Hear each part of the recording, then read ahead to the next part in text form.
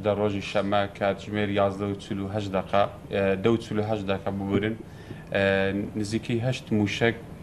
بەر بارەگای حیزبی دیموکراتی کوردستانی ئێران و بارەگای حیزبی دیموکرات کەوتن لە ئەنجامدا بووە هۆی شەهیدبوونی 15 شەهید و 32 برینداریشەیە.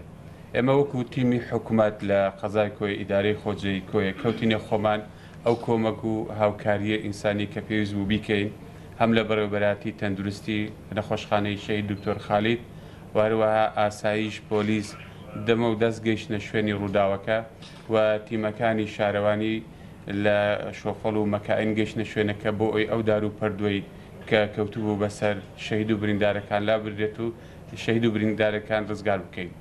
ئێمە وەکو جانبی حکوومەت هەر ئەو ڕۆژە کەوتینە خۆمان و بەتایبەت بەڕێز کاقوبا تاڵەبانی بەردەوام لەسەر خەت بوو لەگەڵمان بۆ ئەوی کە هاوکاری پێویست وەکو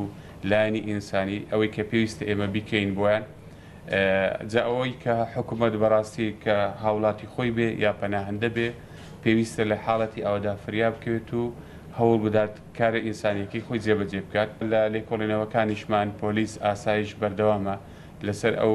حاڵەتە ئەو ڕووداوە پاشماوەی موشکەکان ئەوەی هەیە کۆکراوەتەوە و بەردەوامیشن لەسەر حاڵەتی